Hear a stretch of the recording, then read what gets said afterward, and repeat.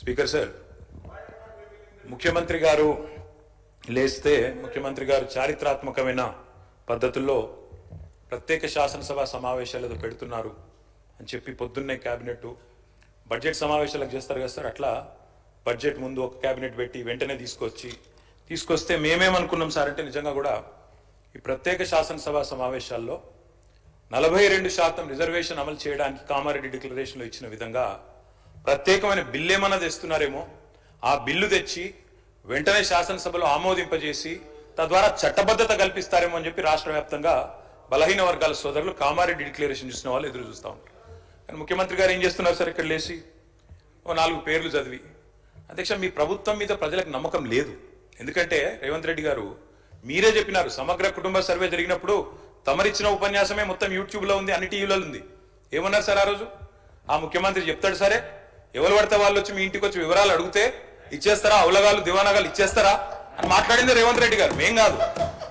మీరు చెప్పిన మాటలనే ఎన్యూమరేటర్లకు చూపెట్టి చెప్పినారు, మేము ఇయ్యము మీకు వివరాలు, 57 రకాల వివరాలు అడుగుతున్నారు, ఎట్లిస్తాము మీరే అన్నారు ఆనాడు, ఎవరు పడితే వాళ్ళకి ఇచ్చేస్తామా వివరాలు అని మాట్లాడింది. అదే చూపెట్టి అడిగింది.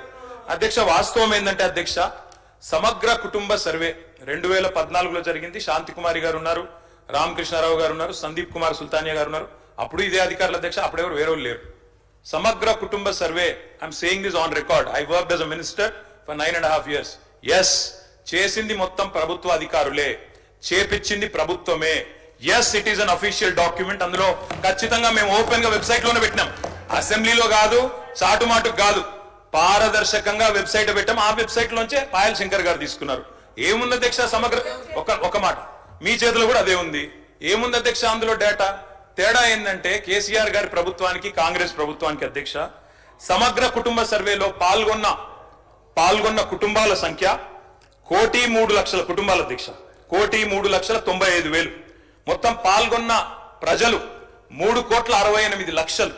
3,68,00,000 జరిగింది ఒక్క రోజులో, 24 గంటల్లో రాష్ట్ర వ్యాప్తంగా ప్రతి ఇంటిని ఎన్యూమరేట్ చేసి అద్భుతంగా అత్యద్భుతంగా చేసినాం మేము. చేసిన తర్వాత ముఖ్యమంత్రి గారు నిజంగా ఎంత మిస్లీడింగ్ గా మాట్లాడుతున్నారంటే అధ్యక్ష, వారు అంటారు అధ్యక్ష ఇంతకు మించిన టాపిక్ లేదు అధ్యక్ష, వారు అడిగిన ప్రశ్న తప్పకుండా మా ప్రభుత్వం గతంలో చేసిన పని గురించి వారు అనుమానాలు తలెత్తే విధంగా ఏదైతే మాట్లాడినారో దాని గురించి చెప్పాలి అధ్యక్ష. వారు అంటారు అధ్యక్ష బీసీల సంఖ్య అందులో ఎంత? ఎస్, ఆనాడు బీసీల సంఖ్య సమగ్ర కుటుంబ సర్వే ప్రకారం 1,85,61,856, 51%. 51% బీసీలు ప్లస్ అది కాకుండా ముస్లిం సామాజిక వర్గంలో ఉండే బీసీలను కూడా కలుపుకుంటే 10%. మొత్తం ఆనాడు సమగ్ర కుటుంబ సర్వే ప్రకారం రాష్ట్రంలో బీసీల సంఖ్య 61%. ఈ రోజు రాష్ట్ర వ్యాప్తంగా మేము మాట్లాడడం కాదు అధ్యక్ష, ఇక్కడ మా శ్రీనివాస్ యాదవ్ గారు కరెక్ట్ గా చెప్పినారు. మీ కాంగ్రెస్ పార్టీ ఎమ్మెల్సీ చెప్తున్నాడు బయట, దీన్ని తగలబెట్టండి, ఇంకా గలీజ్గా మాట్లాడింది నా మాట అన్న, తగలబెట్టండి అన్నాడు. దీన్ని తగలబెట్టండి, ఈ నివేదికను తప్పుల తడక అని కాంగ్రెస్ పార్టీ ఎమ్మెల్సీ చెప్తున్నాడు, మేం కాదు. రాష్ట్ర వ్యాప్తంగా బలహీన వర్గాల సంఘాలు చెప్తున్నాయి. ఏమని చెప్తున్నాయి అధ్యక్ష? సమగ్ర కుటుంబ సర్వేలో 1,85,61,000 ఉన్న బీసీలు ఎట్లా 1,64,00,000 తగ్గినరు, 51% 46% ఎట్లయిందని అడుగుతున్నారు. శంకరన్న కూడా అదే అడిగింది కదా అధ్యక్ష, తప్పేం అడిగిండు?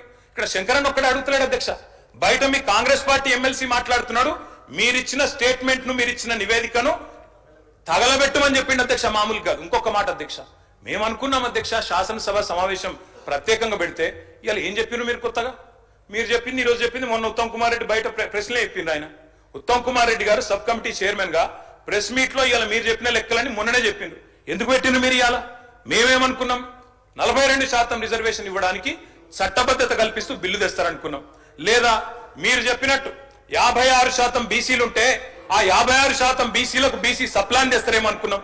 ఏమీ లేకుండా ఇలా వచ్చి ఒక స్టేట్మెంట్ ఇక్కడ పెట్టి ఏదో సాధించడం ఇది చరిత్ర అంటే అధ్యక్ష 5% బీసీ జనాభా. అధ్యక్ష గౌరవ సభ్యులు 9.5 ఏళ్ళు విన్నారే, ఒక నిమిషం. అరే వినగాదన్నా, వినగా చెప్పినాక బ్రో.